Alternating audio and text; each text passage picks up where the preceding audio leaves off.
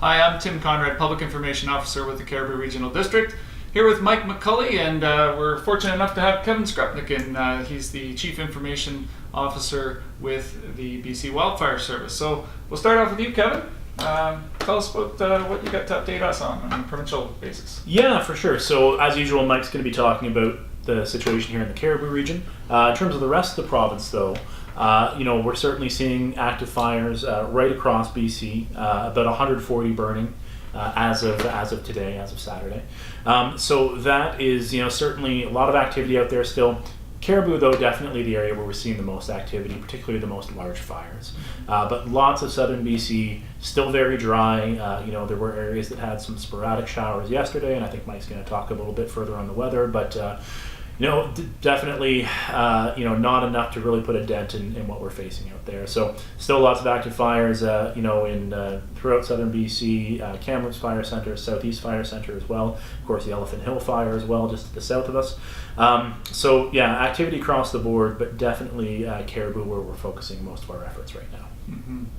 All right, and so Mike, over to you for a bit of a weather update. Yeah, thanks, Tim. So, the weather that we were predicting yesterday, windy conditions, precipitation in the east and north, and none in the west, that did occur. So we did see some precipitation in Williams Lake, around 7 to 8 millimeters, up in the northeast portion of the fire center area, a little bit more, and then again out west, not so much at all. So unfortunately for us, the challenges remain in the Clean area. We know that the Clean and the Colwell fires are now merging, and again, that's because of the wind that we saw, very little precipitation, and that's the story as of today. Now, looking forward, we are looking at some potential instability over the next few days in terms of more cooler weather coming through. We're going to see a bit of warming trend for a few days, and then possibly as the week wears on, sort of back to the pattern that we just saw in the last day or two. So that's the weather pattern we're looking for. We did have some lightning, again, east of Williams Lake and north yesterday. Our initial attack crews were on high alert, and we had great success there. So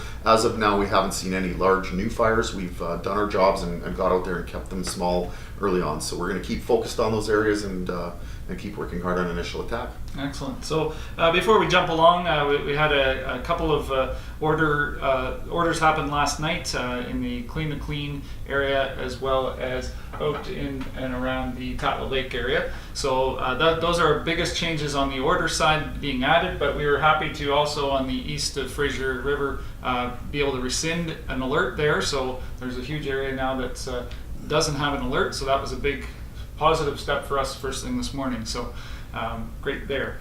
So give us a quick briefing on a few fires here. Clean, Nasco, Hansville, Risky Creek, and the Plateau. Yeah, I'll just start with Williams Lake though first. Tim, you did raise a good point. We have been able to recommend some rescission of orders around the river. Very happy to do that. And again, we've been feeling pretty comfortable with those fires for several days now. Not any new growth at all. And folks are going to continue to see smoke. They're going to continue to see crews out there until winter comes for sure. But that's great news. Off to the west, unfortunately, again in Clean, not such a great story. We are seeing the fire grow towards the east. It is basically merged now with the Colwell fire. Together, those two fires combined are approximately 20,000 hectares in size.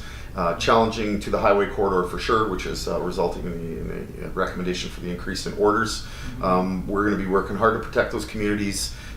Crews, the public will see our crews performing controlled ignition operations over the next several days as the conditions allow. We use that as a very effective technique to reduce that fuel between the community and the highway corridor and the head of that fire. We're going to keep doing that, but we're going to do it very safely. We're going to make sure we have equipment available in case those fires move in a different direction than we'd like.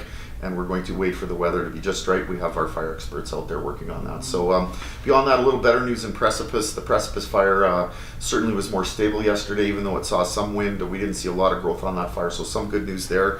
I wanted to talk a little bit about Nasco. We haven't touched on that for a while. Nasco continues to be challenging as well. We did see active behavior up in the north, sort of to the west of the community of Nasco. So the crews are working on structure protection in there. We've got our folks out there doing that.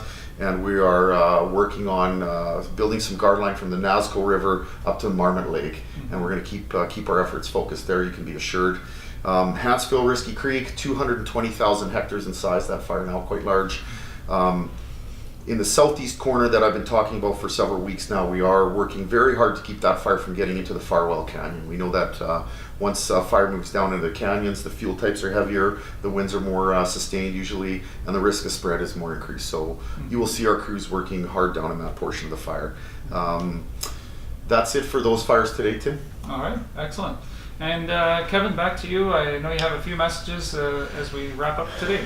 Well, certainly. I mean, I think, you've heard that weather forecast from Mike, and that's relatively similar for what we're expecting for really the entire southern half of the province.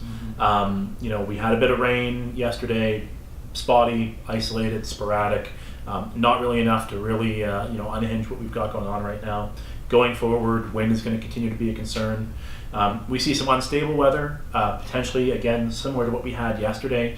Any rain that we see for the next little while is going to come with wind, and that wind is going to counteract any of the positive effects that we're going to have from that rain, and we're not seeing anything in the forecast in the next few weeks that would be ending where we're at in terms of this fire season. There's no season-ending event in terms of a massive sustained rain system throughout the southern part of the province, at least. So realistically, people need to be prepared for this to continue for the foreseeable future. We've got a lot of fire season ahead of us yet. As Mike said, these fires in some cases are going to be burning until the snow falls. Now, are they going to be burning as intensely as what we've been seeing? No, but activity is going to be continuing apace. So with that in mind, we've got nearly 4,000 people out there right now with the Wildfire Service. They're doing everything they can. Those are people on the front line, support staff like Mike and myself, of course, all the people with the local governments, the volunteers, the RCMP, the military. There's a huge effort going on right now, and we really just ask for people's patience because it is going to continue for the foreseeable future, at least. Yeah. Okay. Well, thanks very much.